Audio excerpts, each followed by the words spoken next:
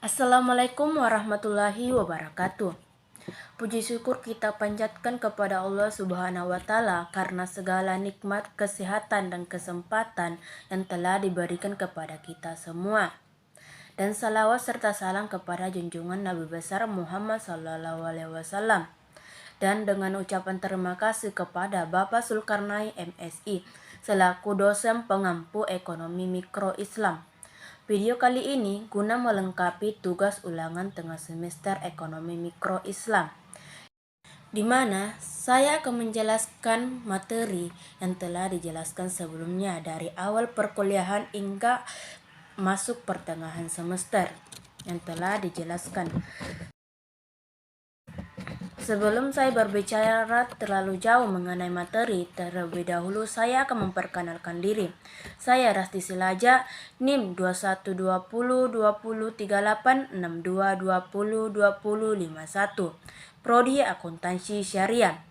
Adapun materi yang saya akan jelaskan nantinya ada beberapa, yaitu sistem ekonomi kapitalis dan sistem ekonomi sosialis. Kedua, sistem ekonomi campuran dan sistem ekonomi Islam. Ketiga, kebutuhan, keinginan, maslahah, dan utility. Keempat, konsumsi. Kelima, permintaan. Keenam, produksi dalam Islam. Sistem ekonomi kapitalis adalah sistem yang memberikan kebebasan penuh pada semua orang untuk melakukan kegiatan ekonomi untuk mendapatkan keuntungan. Setiap individu memiliki hak penuh untuk mengambil manfaat atas harta atau kekayaan sebagai alat individu dan berusaha. Dalam sistem ekonomi kapitalis, negara tidak dapat melakukan ikut campur, namun berperan untuk memastikan kelancaran dan keberlangsungan kegiatan ekonomi. Bisa dikatakan, pemerintah hanya berperan sebagai pengawas, dan perlu diketahui bahwa penduduk di negara kapitalis warganya semua kuat-kuat dalam berjuang karena menganut dirinya bahwa saya tidak ada yang akan membantu, sehingga cenderung kreatif dan semua hak milik diakui oleh negara kapitalis. Adapun ciri-ciri sistem ekonomi kapitalis, antaranya yaitu penjaminan hak terhadap individu. Jadi, individu di dalam sistem ekonomi kapitalis merupakan hal yang paling diutamakan karena individu dianggap memiliki hak, yaitu untuk menimbun kekayaan, mencari kekayaan untuk diri sendiri tanpa memikirkan ke orang lain. Kedua, mementingkan diri sendiri, di mana dalam sistem ekonomi kapitalis diperuntukkan untuk bagaimana caranya mencari kekayaan dan mengelola kekayaan tersebut untuk diri sendiri. Ketiga, individu memiliki kebebasan penuh. Dalam hal ini, mengelola sumber daya yang ada untuk mencari kekayaan diri sendiri, di mana dalam campur tangan pemerintah atau campur tangan negara sangatlah kecil karena negara hanya menjaga ketertiban dan keamanan dan negara tidak boleh ikut campur dalam urusan pribadi seseorang dalam hal pengelolaan sumber daya. Jika seseorang diberikan kebebasan atau kepuasan dalam mencari keuntungan secara tidak langsung, dia akan memberikan atau menciptakan kemakmuran terhadap negaranya. Yang perlu diketahui dengan adanya sistem ekonomi kapitalis ini ingin menciptakan persaingan yang bebas dan pasar menjadi penentu harga. Berapa penawaran antara pembeli dengan penjual, dan itu akan menjadi penentu di dalamnya. Dalam mengaksesnya pun terjamin seperti dalam mencari kekayaan masing-masing tanpa memikirkan orang lain, karena itu hanya berusaha bagaimana kepentingan diri itu sendiri akan terpenuhi. Kelemahan sistem ekonomi kapitalis yaitu bahwa setiap individu memiliki kebebasan penuh untuk memperkaya diri sendiri, di mana jika terjadi hal seperti ini akan mengakibatkan yang kaya akan semakin kaya dan miskin akan semakin miskin, atau dalam kata lain mengakibatkan kesenjangan sosial. Sistem ekonomi sosialis atau dikenal dari kebalikan sistem ekonomi kapitalis. Mengapa demikian saya mengatakan sistem ekonomi kebalikan dari sistem ekonomi kapitalis? Karena sistem ekonomi sosialis bisa juga dikenal dengan sebutan sistem ekonomi komando atau sistem ekonomi terpusat, karena segala sesuatu diatur oleh negara dan dikomandoi oleh pusat. Mengenai sejarah singkat sistem ekonomi sosialis bermula sebagai posisi atas perlawanan dari sistem ekonomi liberal dan kapitalis yang dimulai pada abad 18 hingga 19.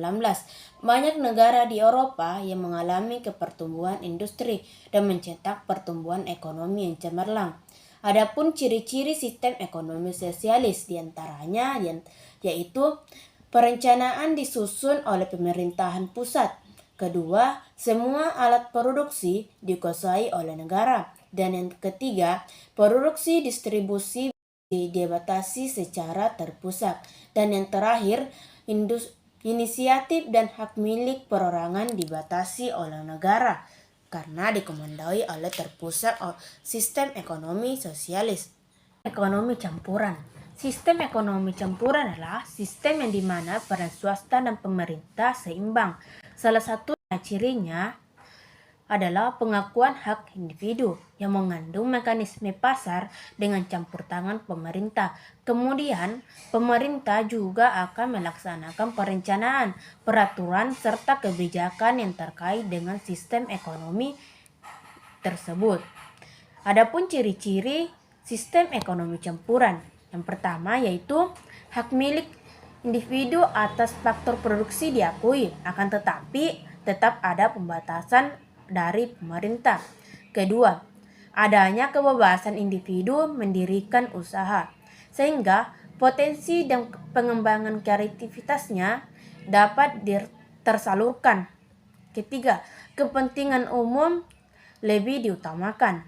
Keempat, campur tangan pemerintah dalam perekonomian hanya mengakui faktor produksi untuk hajat hidup orang banyak. Kelima, perilaku ekonominya terdiri atas individu, pemerintah, dan swasta di dalam sistem ekonomi campuran itu. Sistem ekonomi Islam atau biasa dikenal dengan sistem ekonomi syariah. Sistem ekonomi Islam adalah suatu sistem ekonomi yang berlandaskan syariat atau norma-norma yang telah diajarkan dalam agama Islam. Di segala kegiatan ekonomi berdasarkan atas Al-Quran maupun hadis. Dari segala kegiatan ekonominya sebenarnya sama dengan sistem ekonomi lainnya, seperti jual beli, simpan, menyimpan, dan aktivitas lainnya. Aktivitas lainnya dalam perekonomian, tetapi yang membedakan adalah pedomannya, di mana sistem ekonomi ini benar-benar berjaga teguh pada syariat Islam. Sistem perekonomian Islam diterapkan dengan tujuan untuk membuat umat Islam terhindar dari aktivitas perekonomian yang dilarang oleh syariat Islam. Riba, ikhtiar, dan sebagainya. Sistem ekonomi Islam ini juga sudah diterapkan sejak abad 20, tetapi akan kebenarannya prinsip-prinsip ekonomi Islam sudah terbentuk sejak agama Islam muncul di dunia. Adapun kelebihan sistem ekonomi Islam, mengedepankan moral dan etika. Kedua, mengambil keputusan dibebaskan. Ketiga, asas keadilan dalam distribusi. Keempat, sistem pemasukan aman. Dan yang terakhir, memberikan jaminan sosial. Kebutuhan adalah segala sesuatu yang diperlukan oleh manusia untuk kesejahteraan hidup. Apabila manusia dapat memenuhi kebutuhannya, maka dikatakan hidupnya telah mencapai kemakmuran yang sifatnya wajib dipenuhi. Adapun macam-macam kebutuhan manusia berdasarkan intensitasnya, yang terbagi atas 4, yaitu kebutuhan mutlak. Kebutuhan mutlak adalah kebutuhan yang tidak boleh tidak yang harus segera dipenuhi. Contohnya, makanan dan minuman. Kedua, kebutuhan primer adalah kebutuhan pokok atau kebutuhan manusia akan hidup yang layak. Contohnya, pangan, sandang, dan papan. Ketiga, kebutuhan sekunder adalah kebutuhan yang terkandung pada keinginan dan kemampuan masing-masing individu. Dan yang terakhir, kebutuhan tersier.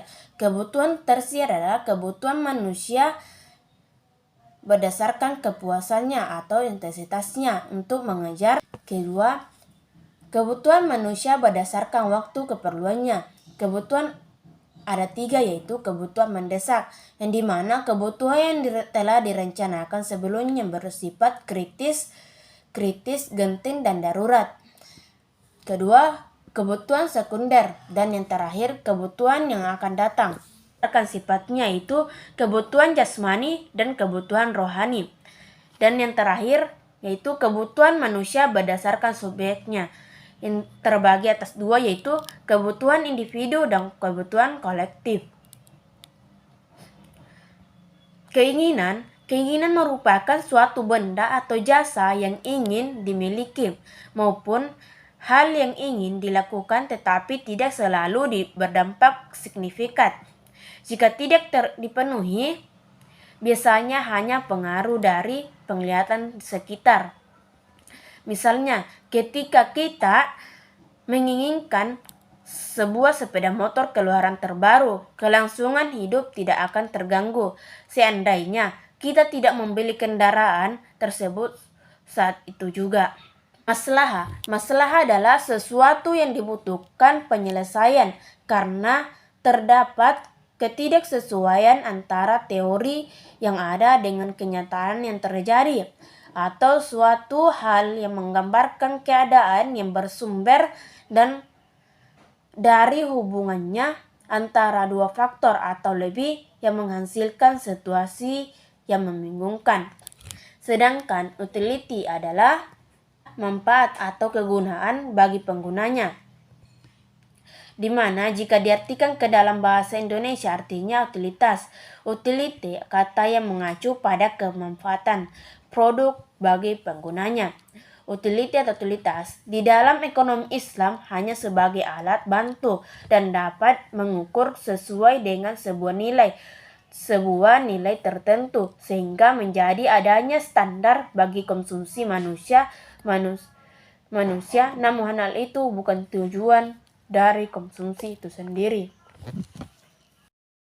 Konsumsi merupakan salah satu kegiatan ekonomi di mana konsumsi itu sendiri adalah kegiatan yang bertujuan mengurangi atau menghabiskan daya guna suatu benda.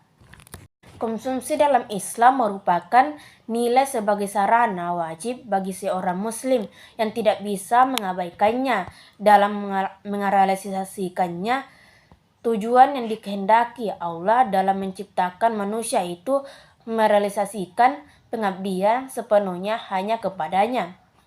Karena pada konsumsi pada dasarnya dibangun atas 2 hal, yaitu kebutuhan hajat dan kegunaan atau kepuasan dalam manfaat.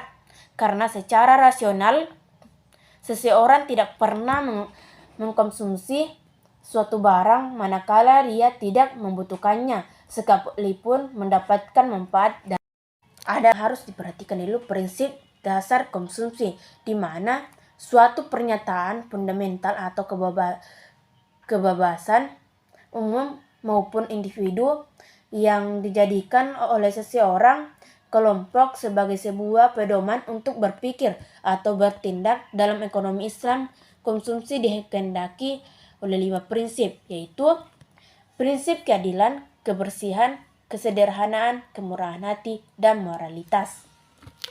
Permintaan mengenai keterkaitan dengan jumlah permintaan berupa harga. Permintaan menunjukkan tinggi atau rendahnya permintaan mengenai suatu barang. dan jasa dari pembeli. Permintaan juga dapat mempengaruhi suatu harga. Jika permintaan lebih tinggi dari penawaran, maka harga barang tersebut akan mengalami kenaikan atau peningkatan. Produksi dalam ekonomi Islam, bentuk aktivitas yang dilakukan untuk mewujudkan manfaat atau menambahkan dengan cara mengeksplorasikan sumber-sumber ekonomi yang disediakan oleh Allah Subhanahu wa Ta'ala, sehingga menjadi maslahah untuk memenuhi kebutuhan manusia. Oleh karena itu, kegiatan produksi yang berorientasi pada kebutuhan masyarakat luas yang bermanfaat di dunia dan akhirat. Adapun prinsip produksi dalam ekonomi Islam, yaitu kegiatan produksi harus dilandasi nilai-nilai di dalam Islam. Kedua, prioritas produksi harus sesuai dengan prioritas kebutuhan. Ketiga, kegiatan produksi harus mementingkan aspek keadilan sosial dan lain-lainnya. Keempat, mengelola sumber daya secara optimal. Dan yang terakhir, distribusi keuntungan yang adil dilandasi pemilik dan pengelola. Itulah materi yang bisa saya jelaskan pada video kali ini. Apabila ada kesalahan kata di dalamnya, saya minta maaf sebesar-besarnya. Dan harapan saya, semoga materi yang saya sempat jelaskan pada video kali ini dapat bermanfaat bagi kita semua. Dengan akhir kata, wassalamualaikum warahmatullahi wabarakatuh.